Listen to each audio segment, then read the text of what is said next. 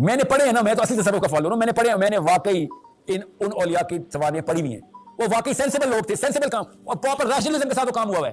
یہ بعد میں معشوقوں نے اپنے محبوب کے بارے میں کہانیاں گڑھی ہیں.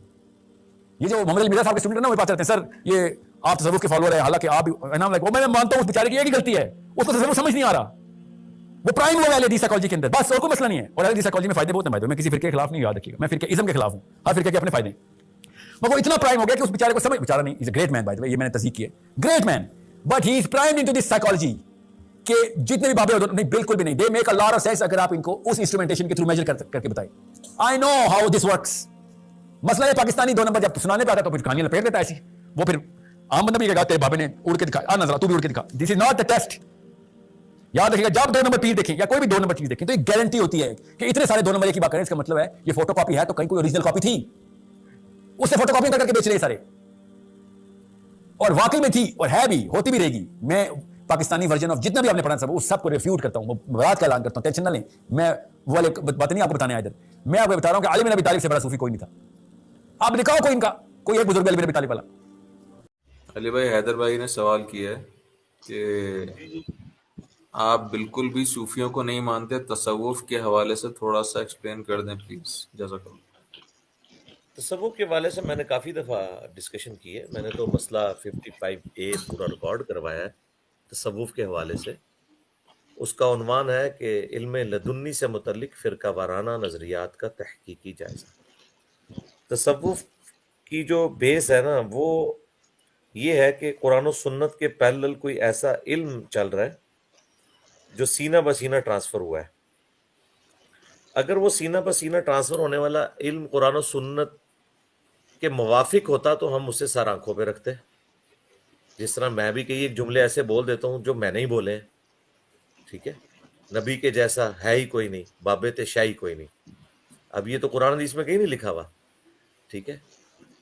تو اس طرح اگر کوئی صوفی کوئی ایسی بات ٹرانسفر کر رہا ہے جو قرآن و سنت کے مطابق ہے تو اس سے تو کوئی عرض نہیں. لیکن اگر وہ یہ سمجھتے ہیں کہ ہم نے قرآن و سنت کو رکھنا ہے بیک فٹ پہ, اور اپنے بابوں کی جو باتیں ہیں جو نسل در نسل ٹرانسفر ہوئی ہیں سینہ بسینہ, ان کو ہم نے ٹاپ پرائرٹی پہ رکھنا ہے, اور قرآن و سنت کی تعلیمات کو ہم نے پیٹھ کے پیچھے پھینک دینا ہے, اور پھر یہ کہنا ہے کہ یہ کوئی خاص علم ہے جو چل رہا ہے, تو ان لوگوں کو تو پہلے اپنا اسلام ثابت کرنا پڑے گا. اب رہ گیا تصوف کے حوالے سے, تو میری ایک ویڈیو آپ دیکھ لیں, میں نے وہ ریکارڈ کرا دی, اگر آپ نے وہ کلپ بنانا ہے تو اس میں سے بنائیں.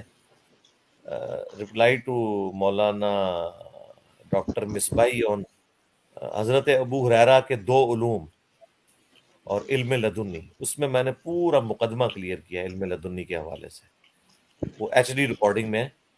55A تو بہت پہلے ریکارڈ کرایا تھا, تقریباً 9 سال پہلے. پھر میں نے اس کو, وہ کہتے ہیں حضرت ابو ہریرہ کو صحیح بخاری میں آتا ہے کہ 2 علوم حضور نے دیے تھے, ایک انہوں نے ظاہر کر دیا, دوسرا فرمایا اگر میں ظاہر کروں تو تم میری شہرت کاٹ دو. اس سے صوفیاء کہتے ہیں کہ اس سے مراد جو ہے وہ جو سینہ بسینہ علم چل رہا ہے وہ ہے. تو میں نے بتایا تھا کہ حضرت ابو ہریرہ صحیح پوچھ لیں, بخاری میں ہی موجود ہے کہ انہوں نے کہا کہ مجھے بنو امیہ کے قریش کے قبیلے کے ان نوجوانوں کے نام, ماں باپ کے نام بھی معلوم ہے جن کے ہاتھوں امت کی تباہی ہونے والی ہے, چونکہ وہ اس وقت حکومت پہ تھے, وہ ان کے نام بتاتے ہوئے ڈرتے تھے. دوسرا, حضرت ابو ہریرہ تو کسی تصوف کے سلسلے میں آتے ہی نہیں ہے. اس حدیث سے تصوف کو ثابت کرنا تو بہت بڑا ظلم ہے, اور کسی نے کبھی اس سے ثابت نہیں کیا سوائے صوفیاء کے. تو اس قسم کے ان کے جتنے, اسی طریقے سے مولا علی سے میں نے بخاری مسلم سے ثابت کیا, وہ تو غصے میں آ گئے جب ان کو کسی نے کہا کہ آپ کے پاس کوئی خاص علم ہے جو اللہ نے آپ کو دیا ہے, رسول اللہ نے آپ کو دیا ہے. انہوں نے کہا رسول اللہ وہی کچھ دے کے گیا امت کو جو ہمیں دیا قرآن. البتہ جو فہم قرآن ہے وہ ہر بندے کا اپنا حصہ ہے, وہ ایک الگ بات ہے کہ ایک بندے کو, یا میرے پاس یہ ایک صحیفہ ہے جس میں لکھا ہوا ہے کہ جو غیر اللہ کے نام کی قربانی کرے اس پہ اللہ کی لعنت, فرشتوں کی لعنت, تمام لعنت کرنے والوں کی لعنت.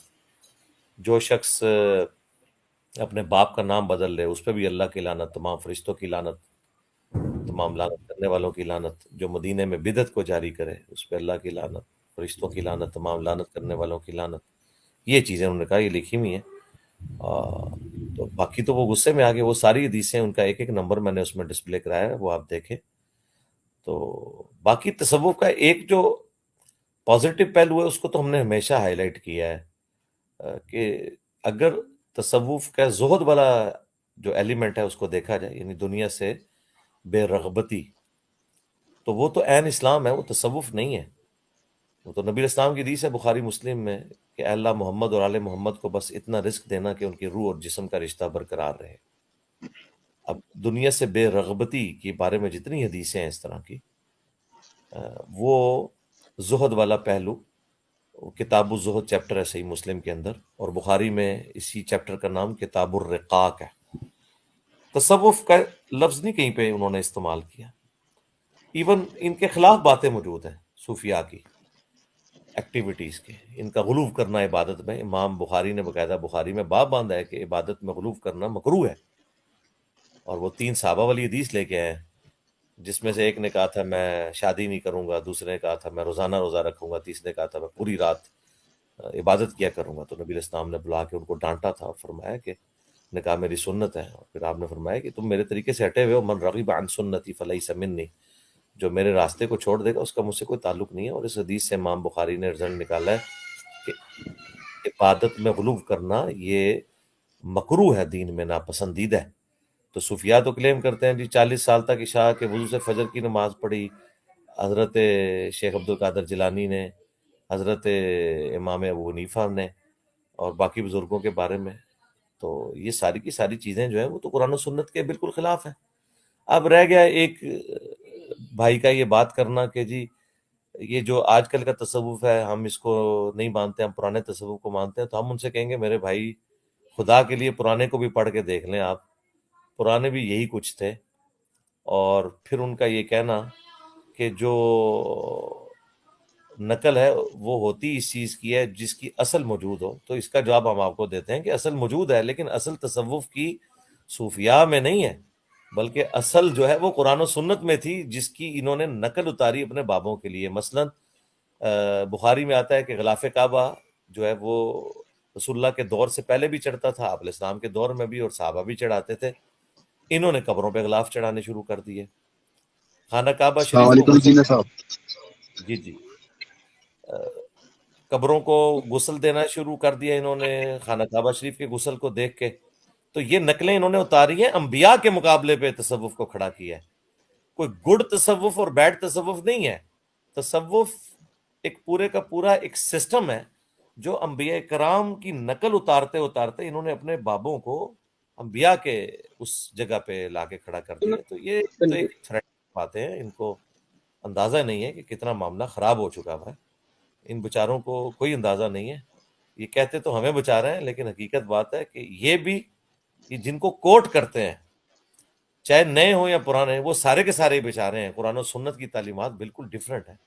اگر کسی کو شوق ہے اور وہ پڑھے لکھے لوگ ہیں اور ایک مہذب طریقے سے کوئی بات کرنا چاہتے ہیں اس حوالے سے، تو ہمارا پلیٹ فارم حاضر ہے.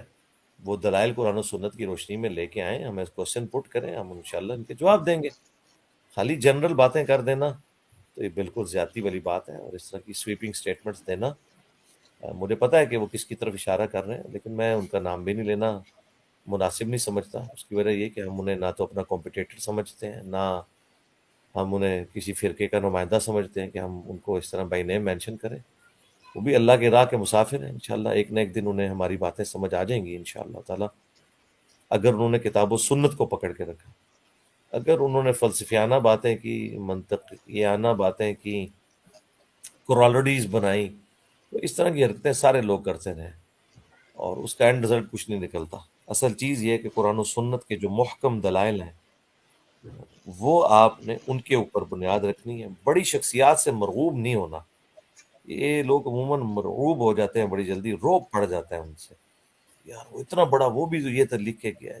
یار بڑا کیا شاید اللہ کے بندو، جب ہم کتاب و سنت کی تعلیمات کی روشنی میں حضرت معاویہ رضی اللہ عنہ، حضرت مغیرہ ابن شعبہ رضی اللہ تعالیٰ عنہ، حضرت عمر بن عاص رضی اللہ تعالیٰ عنہ سے اختلاف رکھ سکتے ہیں، تو بازید بستانی، بغدادی، شیخ عبد القادر جیلانی، شیخ احمد سرہندی، معین الدین ابن عربی، امام غزالی، قاسم قشیری، فرید الدین عطار، معین الدین چشتی، یہ سب کے سب شیخ کوئی نہیں. اور میں نے الحمدللہ کتابیں اس وقت پڑھی ہیں تصوف کی، کیمیائے سعادت، مکاشفۃ القلوب، رسالہ شیریہ، کشف المحجوب، احیاء العلوم، جبکہ میری ابھی داڑھی بھی نہیں نکلی ہوئی تھی، میں 90s کی بات کر رہا ہوں، میں خود بہت بڑا صوفی تھا، اس کے بعد میں نے قرآن پڑھا تو میں اس حل پہ پہنچا. میں بڑے وثوق سے یہ بات کر رہا ہوں، یعنی میں نے قرآن و سنت کو پڑھنے کے بعد تصوف نہیں پڑھی کہ میں باعث ہوں، میں نے تصوف پوری پڑھنے کے بعد قرآن و سنت پڑھنے میں اندازہ ہوا کہ یہ تو ایک پورا پیرلل میں ایک ریلیجن لے کے چل رہے ہیں، اور یہ مسٹسزم یا تصوف سارے دنیا کے مذاہب میں موجود ہے. کرسچینٹی میں بھی رہبانیت کی شکل میں آپ کو بدھزم میں بھی نظر آئے گا، جیوز میں بھی نظر آئے گا، ہندوؤں میں نظر آئے گا، مسلمانوں میں نظر آئے گا. ان کے اخلاص پہ ہمیں کوئی شک نہیں ہے، جس طرح ہم باقیوں کے لیے بھی کہتے ہیں نا کہ انہوں نے پورے اخلاص کے ساتھ امت کا بیڑا غرق کیا، ان بیچاروں نے بھی پورے اخلاص کے ساتھ بیڑا غرق کیا. ان کی آخرت کا فیصلہ ہم یہاں پہ نہیں کرتے، ہم یہ کہیں گے کہ انہیں دھوکہ لگا ہے، اللہ ان کی غلطیوں سے درگزر فرمائے، اللہ کی مرضی. ہم تو اس شخص کے پیچھے ہیں جس کی قبر مدینے میں ہے، صلی اللہ علیہ وآلہ وسلم. ٹھیک ہے جی، مجھے اجازت دیں.